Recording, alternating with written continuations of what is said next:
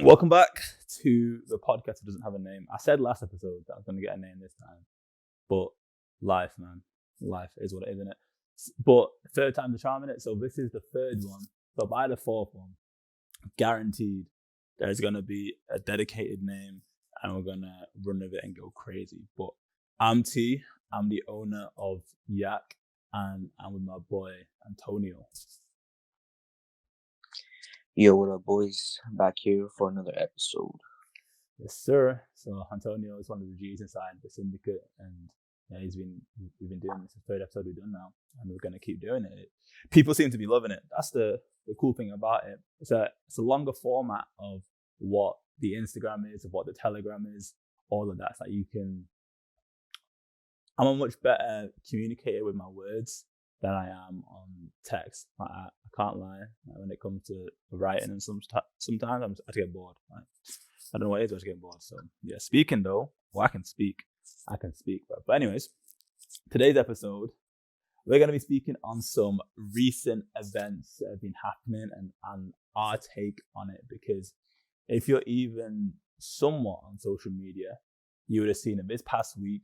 There was an interview done by Akaash Singh and Andrew Schultz, and there's a whole bunch of interesting things, interesting conclusions that can be drawn from that interview. But of course, there's also been other things in regards to what this episode is about, which is vetting a woman. Because you can do everything in life. You can hustle, you can make millions, you can have your reputation set up, but because you chose the wrong woman, everyone looks at you like you're an idiot. You can look at Will Smith with the whole thing with his wife slapping him on stage, Jada. You can look at Steph Curry with his wife. I think my thing, and Antonio, I was speaking a little bit before, and we'll go deeper into it within this episode, but like Steph Curry seems like such a cool guy, such a sound guy, and his wife is here just making a mockery of him. I mean, obviously we've got Akaash Singh, but it was actually Antonio who suggested I had like the initial, oh, let's do this. But then Antonio said, no, let's specifically do this, which is dope. So Antonio, I'm gonna leave it up to you to start off, and then I'll come in and add my piece. Yeah, for sure. Yeah, I literally I was like, yo, I think we should do this. It was obviously in the zeitgeist. It's all over social media and everything. And what he was saying is like so true, bro. Like you can, Steph Curry, all these guys, right? They're all seven figures, high status, you know, anything, people come to Hollywood and see online and just like, damn, I want to be like that. But at the end of the day, like, this goes to show you, like, the woman that you choose is direct reflection of yourself and like your own self-respect and your own standards. Because at the end of the day, bro, Will Smith, like when people said Will Smith before all this shit happened, like I would honestly think like, bro, Independence Day, like big ass movie star, Men in Black, and Fresh bro, Prince like of now Bel that I Air. see Fresh Prince, bro, Fresh Prince was the shit. He That was was my shit, cold.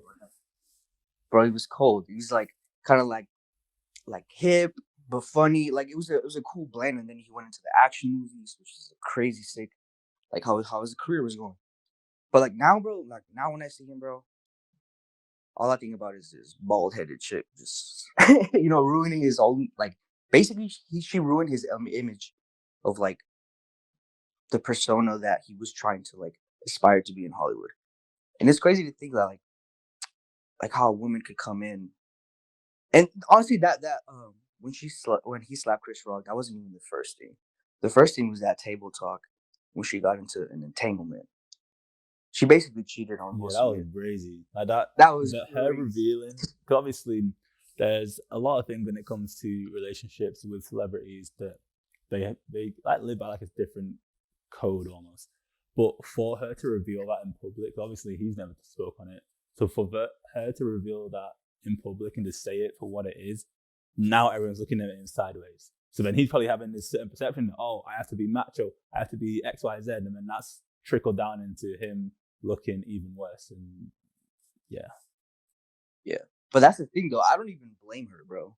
I blame Will Smith. Like in all these scenarios that we kind of like explain with all these guys. Like I always blame the dudes that basically didn't. First of all, they obviously tolerated the disrespect. This was obviously happening like way before. This is just an outward manifestation of it all. You know what I mean? So I honestly just blame the dudes for like not sitting their girl down and be like, "What are you doing? Like what you say and or do is a reflection of like me and our family and what I'm building." So I honestly always blame the dudes, never the chicks in that scenario. But but yeah, that just goes to show you can have the money, the status, everything, but if you don't have the balls, no self-respect, it's like, bro, it's like, what's the whole point? You know? Yeah, 100%. I'm literally looking for something from Patrice O'Neal, because Patrice O'Neal, if you don't know who he is, all I'll say is go listen to the Black Phillip show. Now, is everything in there he says, is it all, say, politically correct, or is it all something I agree with? No.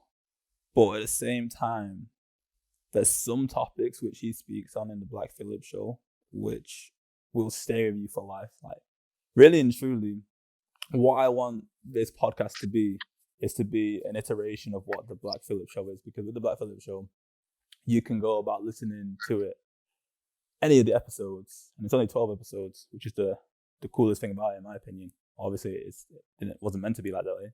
He died, rest in peace. But his whole mantra, his whole thing in life is, as a man, everything is your fault. Like it don't matter what it is, everything is your fault.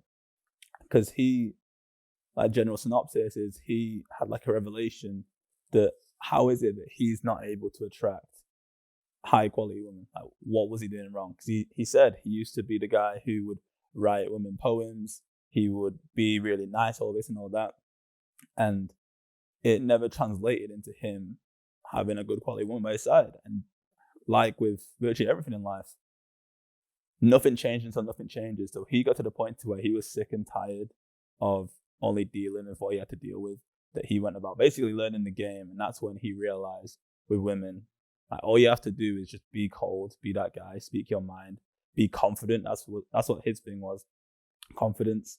But I'm gonna read something he said about confidence. He said, "Does it take 75 push-ups? No. Does it take 100 sit-ups? No. Does it take a nice car? No. Does it take a super motorcycle? No. It takes confidence, and it has to be righteous confidence." And the key thing there is righteous, because when it's righteous to you, it means you're not putting on a show. You're not trying to be someone that you're not. You're not trying to be perceived in a certain kind of way.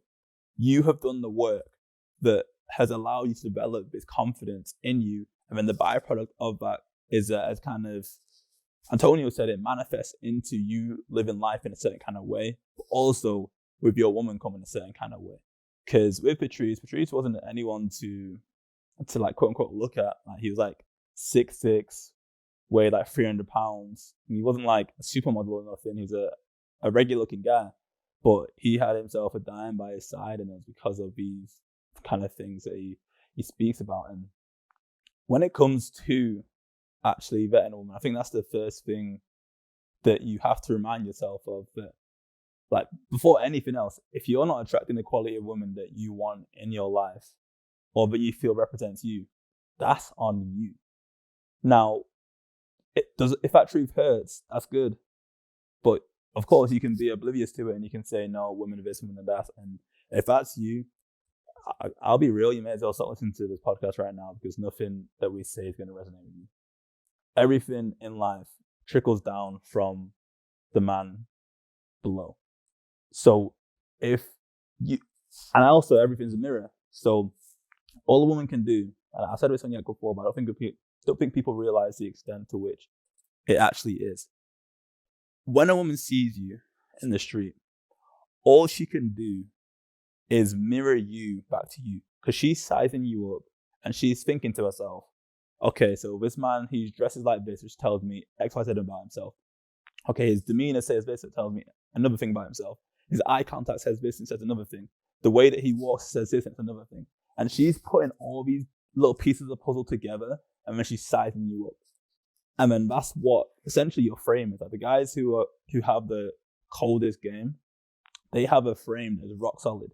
So when it comes to situations with whether it's the Currys, whether it's the Akaash Singhs, whether it's the Will Smiths, their frame stays solid. They don't slip. They don't allow it to change because of the woman or because of anything, because it's just who they are. So because they have that in place, which all stem from his righteous confidence, it allows them to be perceived in a certain kind of way through which his woman or their woman mirrors that.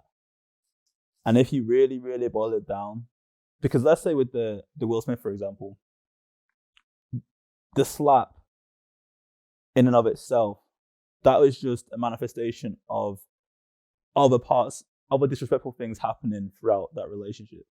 Nothing in that relationship crumbled from just a slap happening. It was something previously to where, and it's almost like that saying, if Muhammad Ali, he said, it isn't the mountain's head that wear you out, it's the pebble in your shoe. And that is a perfect analogy of what it looks like to where you don't, sorry, there was a small mishap, i.e. Lamar Jackson throwing a pick. But what I was basically getting at is that everything trickles down from you. And when you are that guy, when a woman can see you and you represent something that she's never seen before, the game is laughably simple. It's true. I feel like that's when guys say there's no more good girls or there's no more good girls left in the world or whatever. I always just look at it and I'm just like, bro, you're attracting those type of girls. You're literally putting something out into the world and you're just receiving it back like a mirror, you know? Because honestly, like, think about it. Like, if a guy has high standards, right? He's worked on himself. He's become the best possible version of himself. You think he's gonna attract like party girls, club girls, Miami girls, bro? Like, no, bro. He's gonna he might talk to him, but then he might be like, "This ain't right for you." Like, you automatically, when your standards raise as a man, everything else raises. Yeah, your group of friends. Yo, your group of friends, the people you hang around with. Why do you think successful people just hang around successful people? It's not a mishap. It's not an accident. They worked on themselves. Their level of self-respect is so high that the people around them have to get up to that level. You know, it's friends, relationships, whatever it is. That's why it really and truly always starts with yourself. That's why T was saying, when you have that righteous confidence, bro, you can strip away all the status, the money, everything. You're literally just left with yourself and the man you built in the mirror, bro. There's nothing better. Because nothing, dude, that's one thing no one in this life can take away from you, bro. Because it's ingrained in your core and it's who you are. And it's from there that you attract the things that are meant. You're meant to attract by how you feel about yourself and your worldview, you know?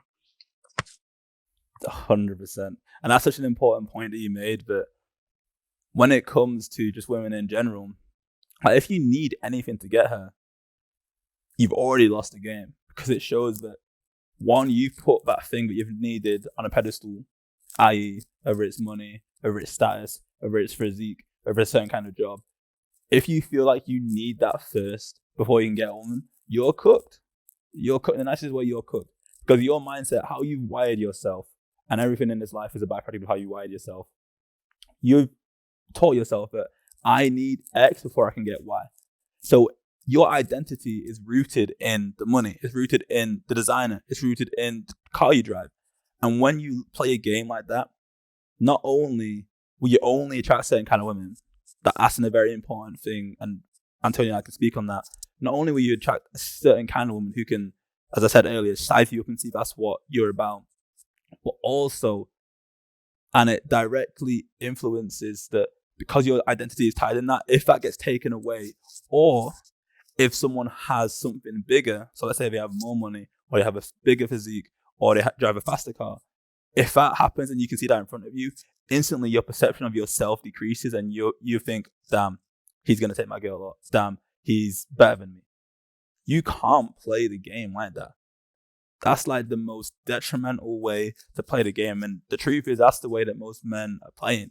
And what the red pill teaches you is that you need all these things. They say, what, 6-pack, 6 figures, and I'm not going to say the other one because it's stupid, but they've got you believing that you need something to attract a woman. If the man that you are today isn't enough for a woman, that means that you shouldn't be anywhere near that woman. like straight up from the jump. Like if there's something required of you aside from who you are that has to get a woman to attracted to you, leave immediately, because it means that she's literally looking for ways to play you. And that's one of the biggest things when it comes to these guys who are played by women or choose the wrong women. Typically it's because they're leaning into something that they're not, or something that they have, or they don't have a program in place which is bigger than them, the man itself. Because they have a program, and we're recording this on the 7th of December. Last night I was watching Indiana versus Ohio State in college football. And for those of you who don't watch college football, you can just Google this. But Indiana, 2 seasons ago, they went like 2-11 or something crazy. Like, they was a horrible program. But then this new, let me actually search the guy's name because I want to give him his kudos. I want to give him his kudos because he's cold. Called Kurt Kignetti. I don't know how you say that. Kinetti. I'm going to Kinetti. But he came into Indiana and he went from taking this horrible program to taking his program to they're 13-0 right now and they're looking to go and win the college football playoffs. That's what it looks like to when you as a man know who you are and your program is set up a certain way. You know, and it's something they said in one of his interviews, and I might actually put a clip up of it as I'm editing this so you can see it. But someone asked him, how are you going to recruit people to Indiana? And he says, Google me, I win. Well, when you recruit them, how do you sell your vision of your culture? I mean, what's the... Who are you talking about? The high school guys, the transfers? Who? All of the above. I mean, how do you... It's pretty simple. I win. Google me.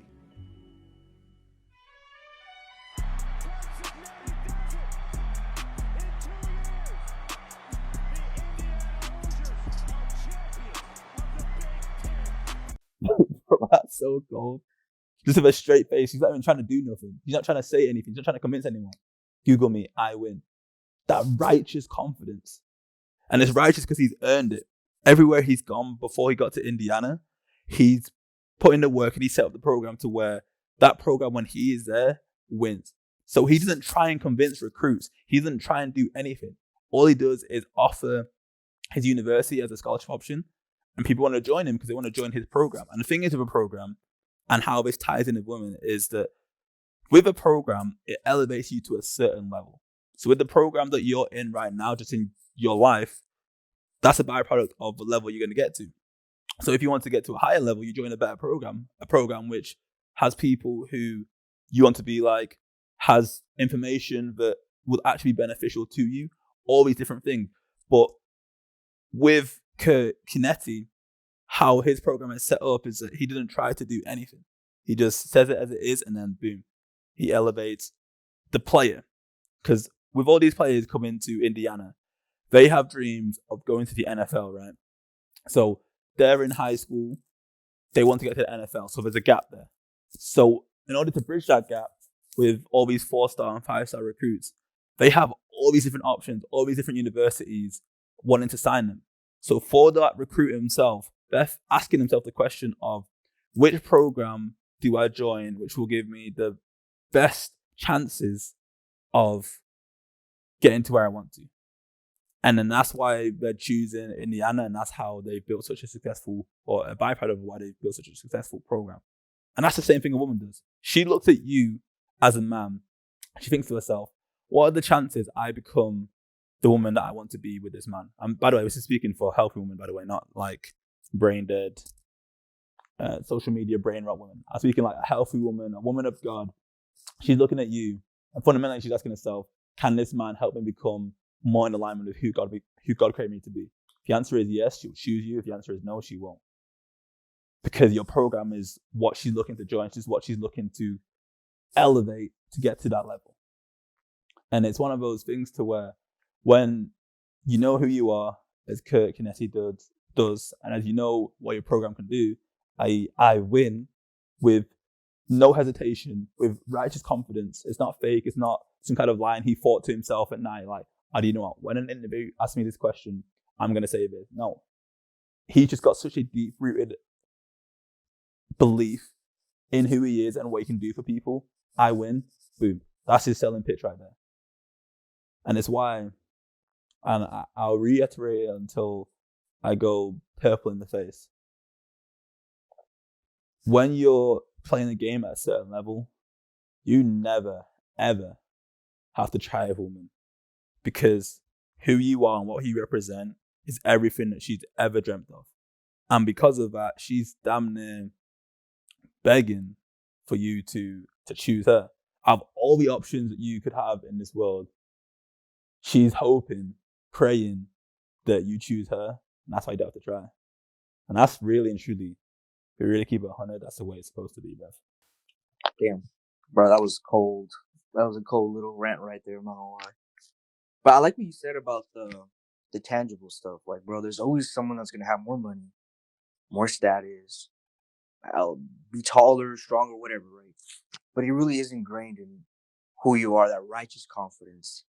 Like, when she looks at you and she's basically like hanging around with you, like just even being around you, you can just tell, like, the way you move, the way you talk, just everything in general is just different. And she can't really put a finger on it. You ever like walking down the street or something, and like, I'm pretty sure it's happened like at every age group, right? You're just like, dude, how did you get that girl? What the hell? Like, bro, he's like fat. Like, how did you get that girl?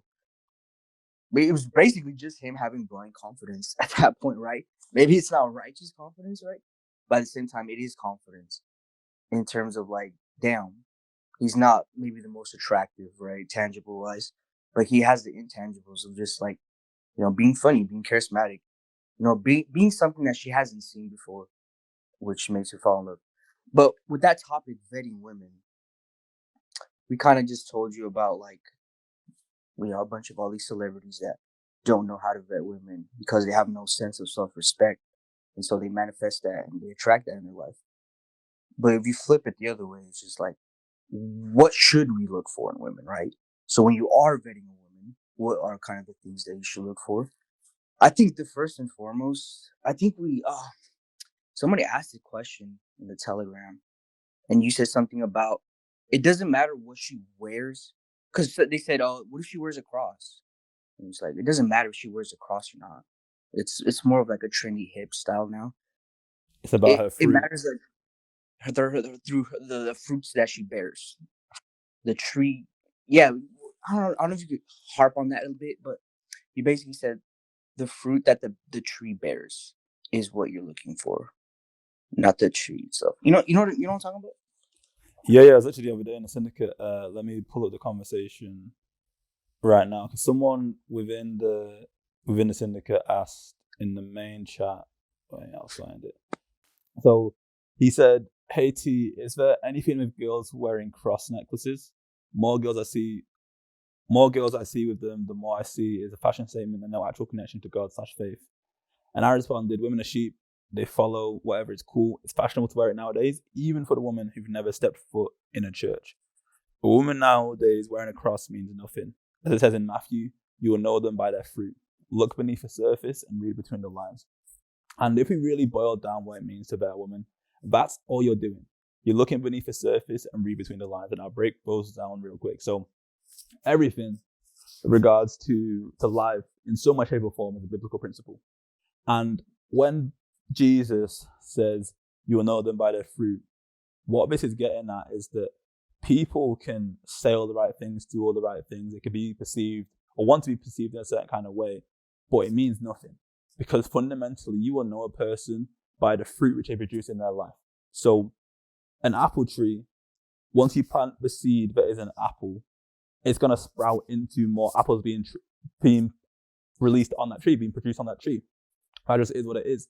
So you will know someone, and you will know a woman particularly by the fruit which she has. She can have all these Bible verses in her Instagram. She can be dressed really modestly and like she's like a trad wife. But you will know who she is by the actions that she does and also doesn't do. Because you got to understand, with a certain kind of woman, she moves in a way, she has a certain energy to her that one, it can't be faked, but two, and more importantly, she isn't doing anything other than being who she's been called to be. And because of that, and because she's moving with that energy, there's a twinkle in her eye, a certain thing which, as a man, you will find very attractive. You might not be able to name what it is. You might not be able to like articulate what it is, but there's something about how she moves that is very attractive. And it's because to her core, she's being a woman. And that's the kind of things you need to look for in a woman. Is she actually being a woman, or is she being what social media has told her? Is she being what her parents with a bad marriage have told her? Or is she being a woman to where you can look at her? And with regards to being a woman, how I personally do it is this woman a good representation of me? That's why I've never, or glory to God, I've never been in a toxic relationship with a woman or had anything toxic with a woman ever. Like when I see all this stuff with Red Pill pages or people speaking about these things that have happened to them throughout their life, I can't relate, because there is not a woman out there who I've had a toxic relationship with. And I was literally speaking to, do I want to say everything? I'll say a little bit. Basically, an old girl came back and she was trying to rejoin the program. She knows what the program's about. She knows how to elevate people. And she's a girl who's recently, she's been tapping in more with God and getting closer in the spiritual realm, which is dope. So her and I were speaking, and her and I, we spoke, like created a lot of memories together and all that kind of good stuff. And she made the point, she was like, you know, with you two, I don't really have any bad experiences or memories with you. It's always been good. It's always been the case to where I can't say you've ever been toxic or you've negatively impacted my life. And it hit me where it's like, no woman can say that about me. I've never really understood this notion of being toxic or being an asshole, because you're literally directly affecting a child of God. And do you want that hex on yourself? Do you really want to live life in that way? And it's one of those things, to come back to Venom and basically what I was saying about look beneath the surface and read between the lines. Looking beneath the surface is everyone is playing a role in some way, shape, or form. That just is what it is. That's human nature. Now, to look beneath the surface is to look under that role. Who is this person behind this mask that they're wearing? And that's something that you have to discern. And there's certain tells, there's certain things that you can do to understand the difference between who they actually are and who they want to be. And it's on you as a man to discern those things. And it's why a vetting period, really and truly for a woman who you want to seriously see or potentially be with the rest of your life, it's going to take 3 to 6 months minimum. Because that's when the true character is going to come out. That's when the mask is going to be, there's going to be different Freudian slips and the mask is going to be removed in certain situations. And that's when you understand truly. So looking beneath the surface, just seeing as she is and then looking beneath it. Now, reading between the lines, as the name suggests, is, again, with everyone, there's a certain script which they're playing to, with a certain way of life that they're living. Reading between the lines is seeing between that. Okay, so she's wearing a cross, but is she actually a Christian? What in her life shows that she's a Christian? Because even then, you can have a girl who goes to church, she wears a cross, she dressed modest, but she still isn't a good girl. She still isn't a Christian woman. She still isn't someone who's going to be conducive and beneficial in your life and add value to your life. So you have to discern all these different things. You have to be able to read between the lines of, okay, well, she says this, but what does she actually mean? Is she who she says she is, or is she who she's trying to be, or she's trying to be perceived? Especially if you're a man who's doing well in life, which I hope a lot of you are, you got to understand, and it is kind of cliche, but it is what it is. You are the prize. And because of that, and again, social media won't tell you this or none of that, but because of that, you actually do have a obscene amount of options. Because with the way that the world is nowadays, with so many men just being foolish and just being idiotic, women now more than ever are single, because they're like, they don't even want to play that game because they don't even, why would they want to be with a sucker? So when you're that guy, when you're doing well in life, you damn near have your choice.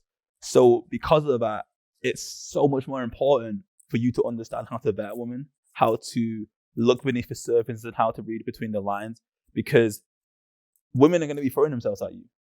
That is what it is. But you can't be impressed by a woman like wanting to be yours or anything like that. You can't really be obsessed by be obsessed. You can't really even be impressed by obsession. Like, of course she's going to obsess over you. Like, that's a foregone conclusion.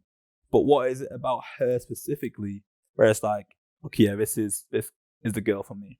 And that's something you have to constantly be discerning. As I said, it's going to take 3 to 6 months to understand and get a full picture of what that looks like. And I speak more, because I don't speak on specifics of stuff I speak on within the syndicate in anywhere. So I've got things where I've spoke specifically on looking beneath the surface and reading between the lines there. But fundamentally, just see what she doesn't want you to see. I don't know what you want to see, what she isn't even cognizant of herself.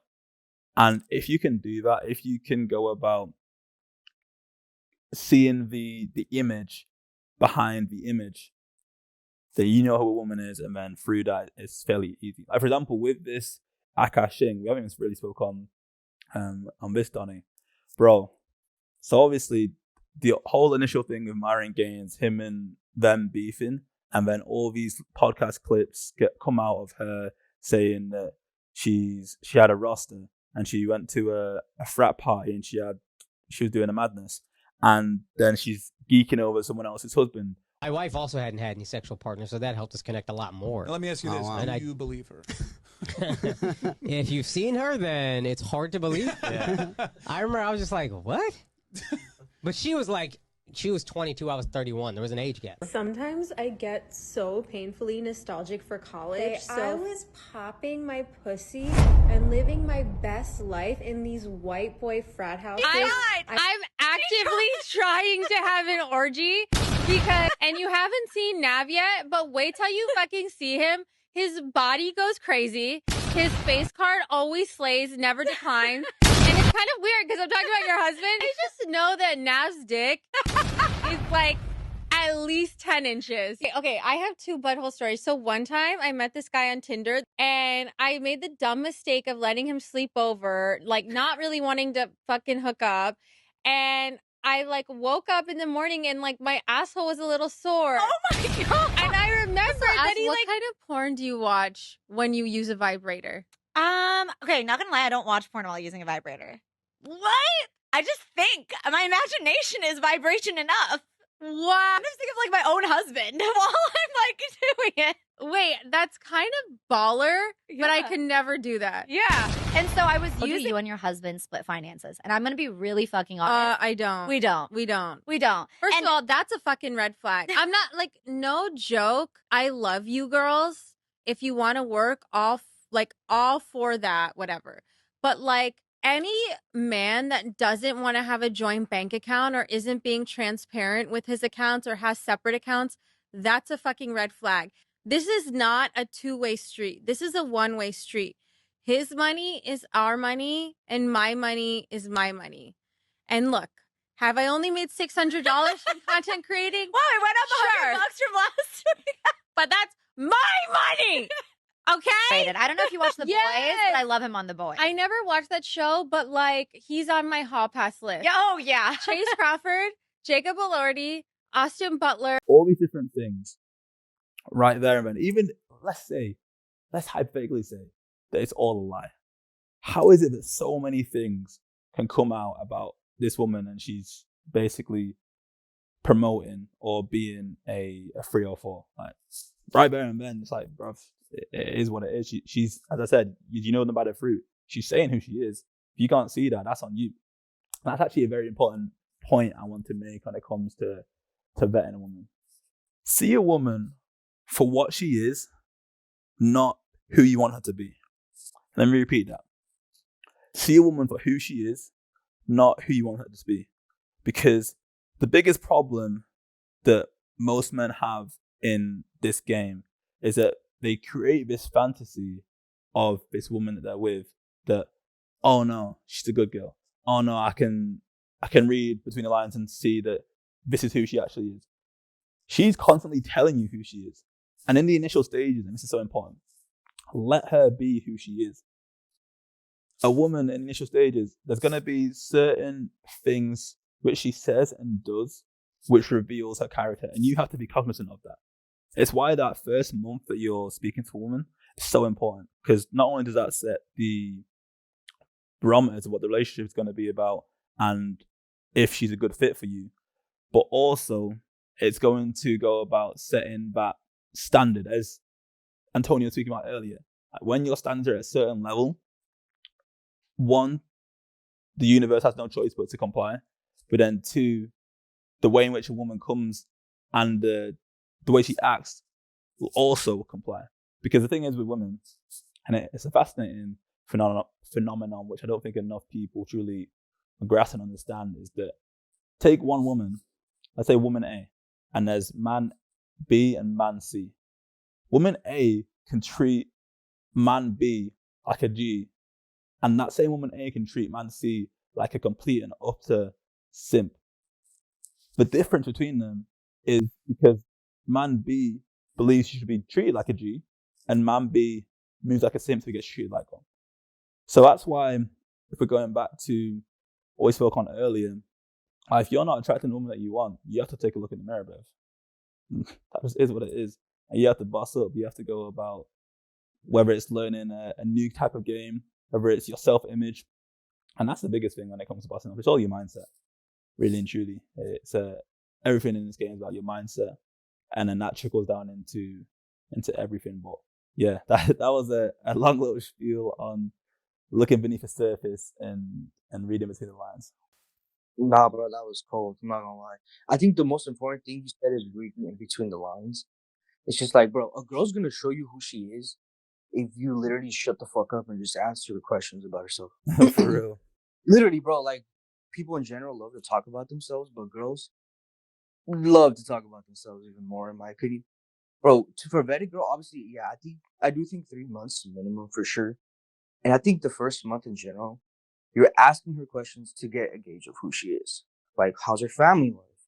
What are her beliefs? Does she have any? Like, who instilled them? Was it when she was younger? Family growing up? Was it her older brother, her uncles? And then, obviously, whatever your standards are going to be held to her own as well. So, I think, honestly, if you want a chick, you probably want a godly woman. Like, let's be honest here.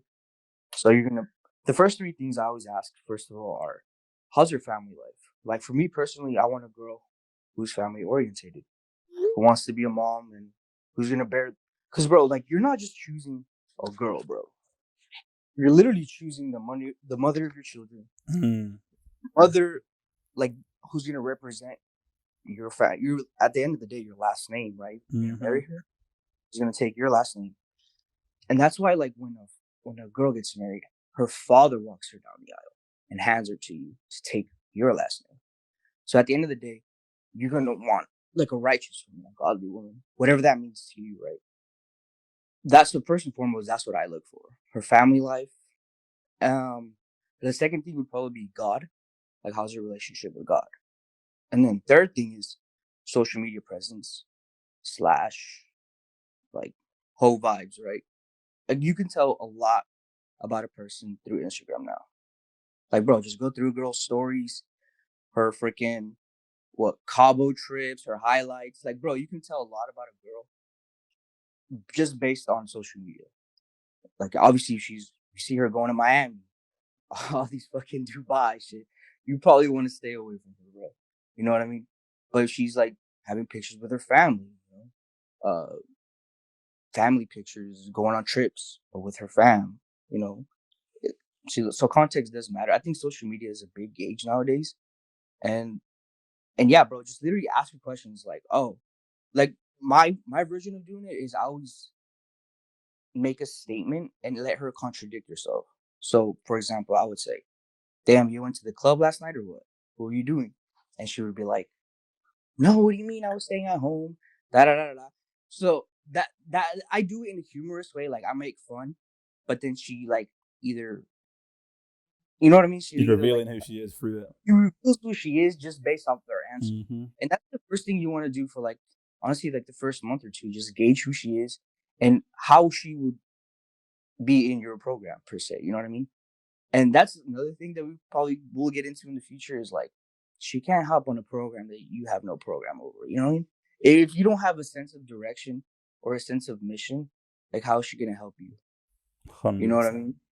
That's why, God made Eve for Adam as soon as Adam was like tending to the garden and doing his thing, and then that's when God was just like, "Yo, you need to help me now."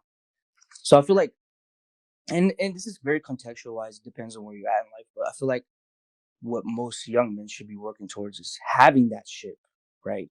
I kind of like that analogy of like, you're on a ship and you're the captain, right? You're gonna get that helpmate, when you have a sense of where you're going. She's gonna help you like see maybe the tides change, or like there's a fucking rock right there, right? She's gonna be your helpmate in terms. But if you have nowhere to go with that ship, it's just like, and it doesn't have to be in the beginning, right? Like a big ass overarching mission, like, dude, I need to change the world, do this, and that. Like it could literally just be like, I got this new job, bro. Like I'm gonna go all in on it. This is a new skill that I'm developing, bro. I'm going all in on it. You know what I mean? It's just a sense of like direction. And even if you have a sense of direction, you could fit her into that. Be like, yeah, you're gonna do X, Y, and Z for me, right? When I get X and Y. Like just setting up the picture of like, you might not have it all right now, but if you have a sense of direction, if you have that like that righteous confidence and be like, bro, I'm gonna be the best. I don't know what you're talking about. Right? She can see the future with you. She can see the man you're going to become. Because like honestly, bro, like this isn't pre-made. You have to, get your ass up and work towards it, bro, and become the best possible version of yourself. And if a girl sees that, bro, like she sees that fire within you, she sees that like, bro, this guy, he may not have it all, but he's very competent in other aspects of life. Like, bro, you're gonna get the attention of a good girl. Cause, bro, like all these dudes are dweebs nowadays, bro. You know what I mean? So like, it's so easy to stand out. Like it's impossible. So like it's so easy, bro. Like you have no idea, like how many of my girlfriend's friends are even like letting me like, bro, we're all the good guys out. Like, so no one coming up to me. All these dudes are like no confidence. Like it's so easy nowadays, bro. Like the scale of what it was is just like non-existent. Also, yeah, bro. Like it's never been easier, bro. And like if you can't clean up now, I think, yeah, I think you might be fucked. I'm not gonna lie. But yeah, bro. Yeah, you're in your bag. And there's certain things I want to pick up on what you said, but I'll pick up on the last point first. And it's true. Like I say it on Yak, but it's never been easier. It's truly never been easier. And I feel like if you're in a situation right now, and this isn't to like lambast you, but it's just reality. All I'm doing is putting reality up in front of you.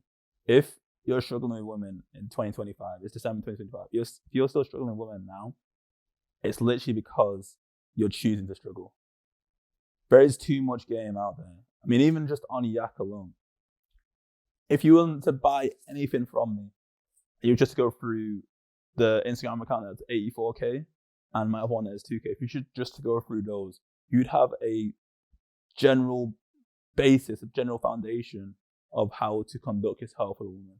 And that's when you add all the other stuff on top, the ebooks, the playbook, Syndicate, etc. And that's when, obviously, in Syndicate, we've got a whole series dedicated to just women. But it's one of those things to where, like, it's just never been easier. I've never had to put in such little effort and get such a high quality woman because it's just a byproduct of what I represent to a woman. And what you also mentioned in all of that was about alignment. And the thing is, when you're leading with your program and when you're leading with who you are, the question is always of how much does this woman align with who I am and who I'm going to be? Because you also got to remember, as Antonio said, like she's going to be with you forever. most of you listen to this, you're in your, maybe a teenager, your 20s or your 30s, and you still got a lot of life left to live. But with your woman and the girl who you choose to be by your side, she's literally your helpmate. And how I perceive relationships is it's a team. But with like with any team, like right now I'm watching the NFL, all of these players, this guy's actually about to run it back for a touchdown. That's crazy. if you're watching this, whatever you're watching it, someone called Raheem Shaheed just ran it back for a touchdown against the Falcons. That's crazy. So with every team, there is a leader and there's a follower. So for all these teams, the leader is generally the head coach. But the thing is, there's different kind of leaders. Obviously, it's a team, so it's slightly different. But the leader off the field is the head coach. The leader on the field is the QB. Imagine the wide receiver is arguing with the QB. Like, that's not a conducive team. Imagine the O-line, when they get a sack, the QB just starts like shouting at him, abusing him, all of that. That's not a team. That's not a conducive team. And the thing is, of a team, there is one objective. That's to win. And that's to win a championship. So whatever that championship looks like in your life, that's what you're looking for in a woman. Can this woman help me win my championship? And as Antonio mentioned earlier in regards to Adam and Eve, so when Adam is created, God said himself, it's not good for man to be alone. He needs a helper. And that's when Adam went into a deep sleep and God took Adam's rib, literally, which is very symbolic as well, by the way, took his rib and created Eve. And Eve's job was to be Adam's helper in the garden, to help tend the garden, to help do the things which Adam had dominion over. So it's one of those things to where that's what you're gauging. Is this woman in alignment? And if you're having any sense of she's not in alignment, that's when you have to be like, you have to almost test her more to see, okay, does this actually make sense or not? Because as you've seen with the Akaash Singhs and the Currys and the Will Smith of the world, if you can't discern that, you choose the wrong woman, it's peak. Because think about, let's say Curry, for example, now. I didn't want kids. I didn't want to get married. I thought I was going to be career girl and that's it. He tries to resonate with me, but he just can't. Something that really bothers me and like honestly has given me a sense of a little bit of an insecurity is the fact that, yeah, like there are all these women like throwing themselves, but me, like the past 10 years, like I don't have any of that. Like I have zero, this sounds weird, but like male attention. He's damn near going to be a billionaire. He's already worth 9 figures. So if he gets a divorce, he's lost half of that immediately to this woman. So now it's a case of, one, do you want to stay with a woman who doesn't respect you? Or two, do you want to lose half of everything that you've ever worked for and go on with a new life? Or really, there's a third option where you can just boss up and go about elevating his program and gaining her respect back. But even then, like, he's been married how many years? And she's doing this now? Like, how is it possible to go about building that respect when it's obvious she hasn't respected him for quite some time? So it's kind of a sad situation, to be honest. But it's life, innit? It's what it is. And if you don't go about learning the game and leading your program, that's just a life that you live, unfortunately. So yeah, with that situation, me and you were talking a little bit about it before the podcast started. I was saying that he didn't update his program. Maybe in the beginning he was like, all right, I'm gonna go to college. You know, you're gonna go to college, and then I'm gonna make it to the NBA, and then we're gonna hold it down, right? And then in my opinion, maybe because he was ex-client of mine. In my opinion, I feel like he didn't update, because you know when you have kids, I think he maybe wasn't courting her, or he didn't update the plan. He was like, he didn't sit her down and be like, babe, I know you're gonna go on all these podcasts. Just know that you're representing me and our family, you know, and just don't say some whole outlandish shit like you wanted to abort my first child. You know what I mean? Shit like you know what I mean? At the end of the day, I do still blame him, right? Because at the end of the day, it is his program, and he seems like he's the leader. So amen. It comes from the top down, you know. It's God, man, woman, child for a reason. You know what I mean? So I definitely do blame him, but I feel like it was a lack of an update in the program. Yeah. Yeah, it's such a peak situation. I realize people might not know what peak means. It's such an unfortunate situation because, again, he has to spend the rest of his life with this woman who she's outwardly said all these different things, like this is your child, and even the child themselves, or his oldest daughter, one day she's probably gonna have listened to that she was wanting to be aborted. That's flipping crazy, bro. That's crazy, all for the sake of attention. But again, as Antonio has been saying, it's on Curry himself, and it's one of those things to where the reason for this podcast is so that you can avoid the same mistakes that all these other people are living in. It's almost like living in a nightmare, quite literally. And it doesn't have to be that way. I don't care what anyone says.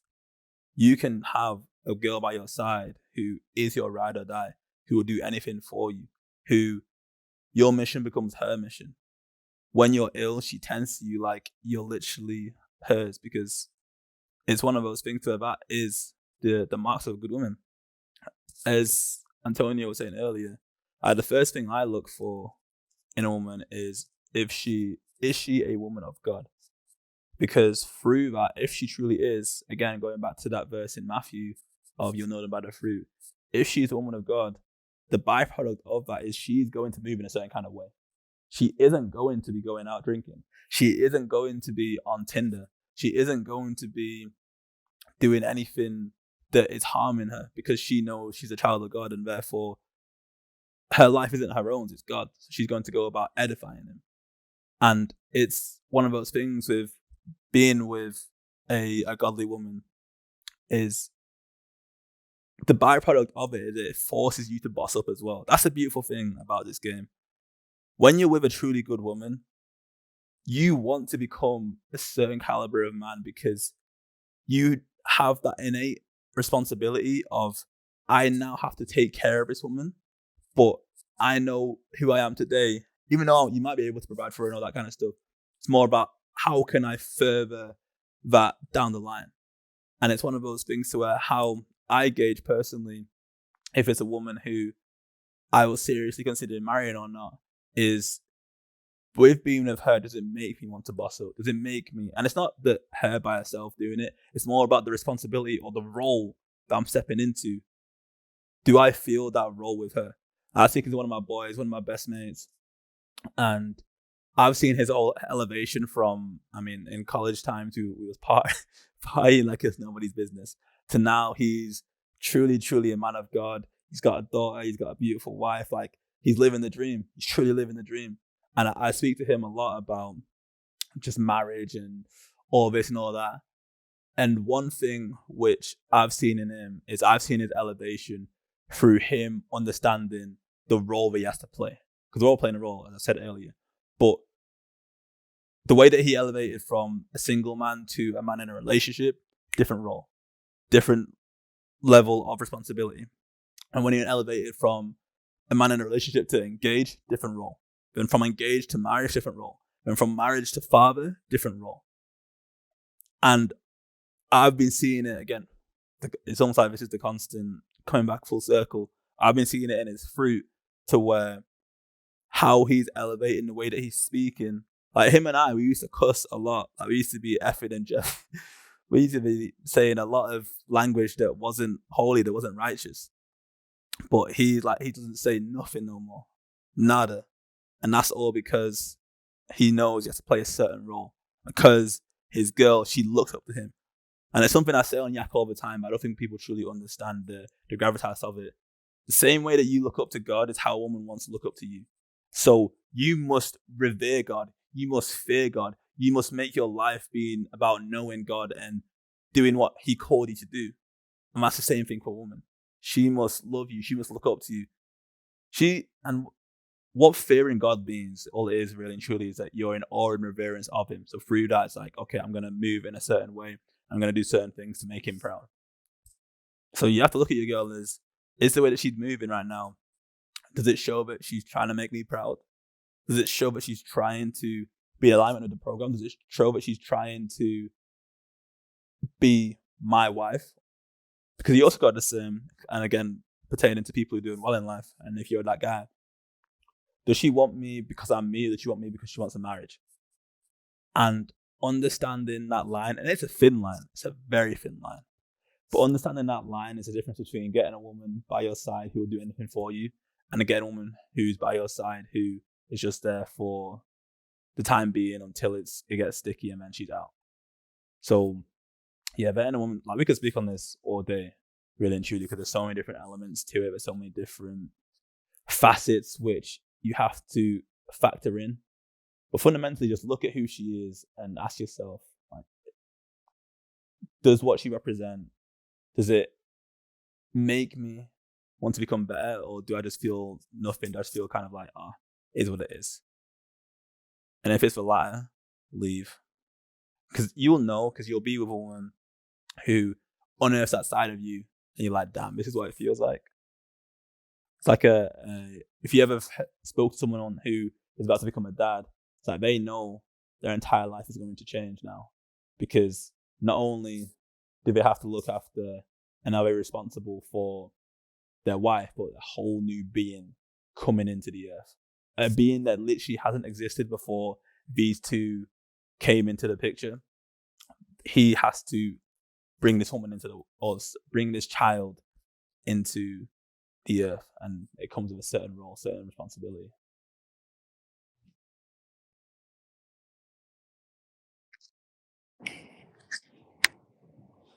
Damn, bro, that was cold. I like that last part that you said, that like a woman really will truly elevate you as well, because obviously as a man's role is to be responsible for, back in the day it would be your tribe, but now your tribe is usually your family and your boys, right?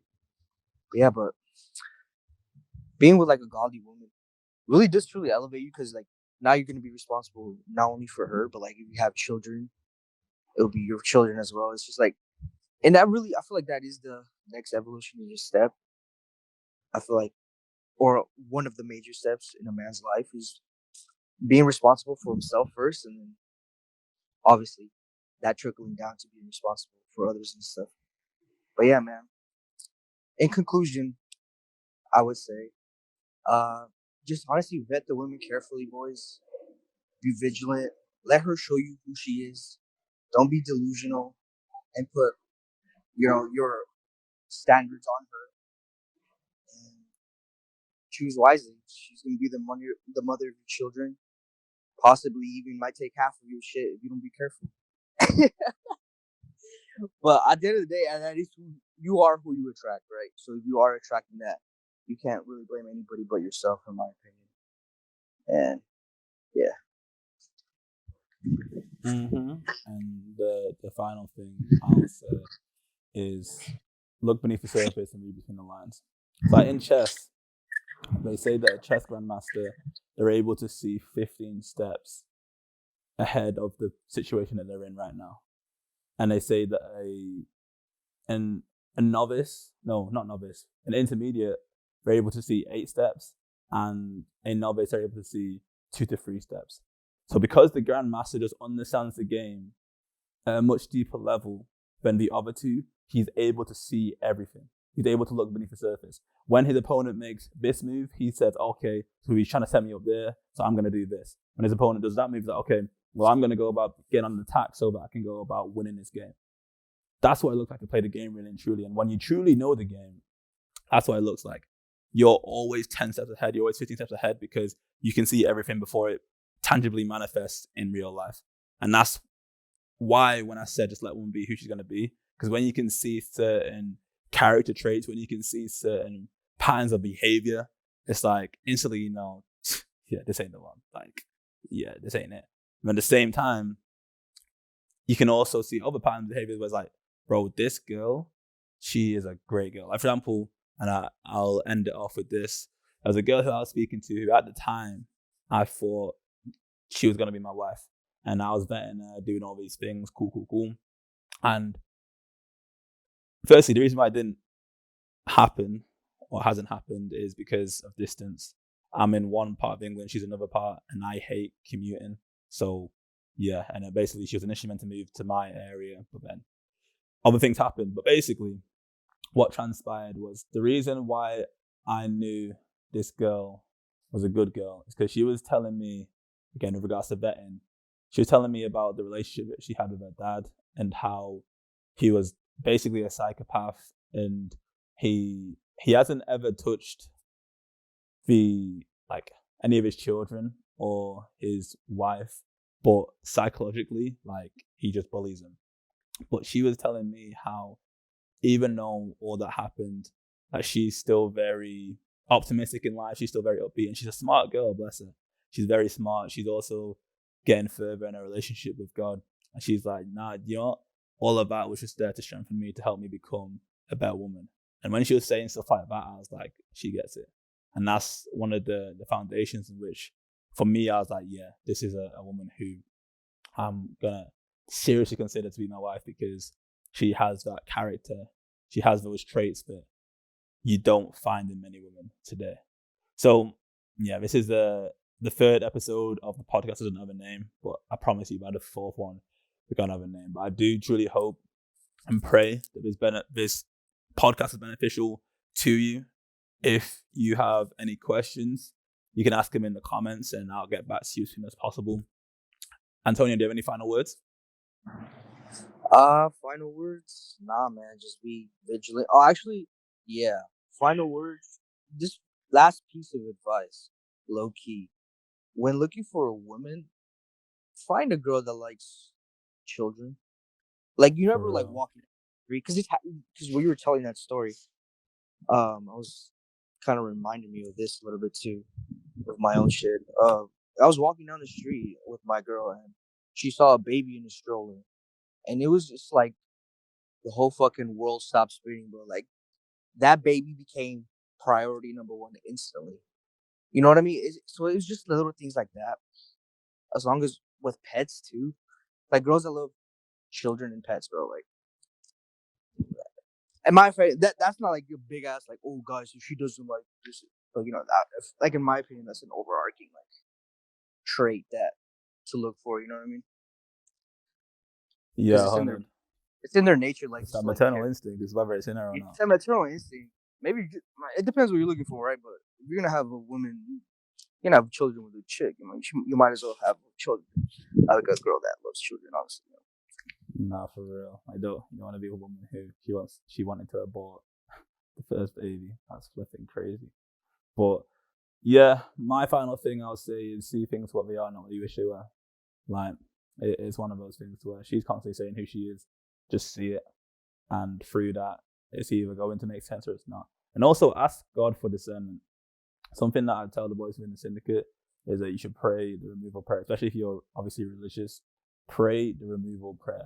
And what this is, if you don't know, is that both you and the girl, you pray, Heavenly Father, I'd like to thank you this day. I pray for XYZ who I'm speaking to. I pray that if it's within your will for us to work, let it work. If it's not, take it away. It can be as simple as that. You can go into more complex stuff if you want to. But with that prayer, what you're doing is you're aligning God's will with your will. Because, for example, with this girl who I mentioned, really and truly, both of us, we wanted it to work. We was going to damn near force a way for it to work. But when we prayed that prayer and we both had doubts and we both weren't sure, it was well, it's in God's hands now. And if it ever rekindles, okay, cool, we can run it. But as of right now, it doesn't make sense. So we'll let God handle it. And I pray, hope and pray that she finds the man for her. And I'm already knowing God has my wife for me. So chilling, baking off. I realize people don't know what baking off means. Baking off means just chilling, basically. But yeah, that is the final episode. That's the episode done. If you want to join us inside the syndicate, message me on Instagram or Telegram. Either of them work, and I can send you the details and we can see if it's a good fit. Aside from that, God bless you.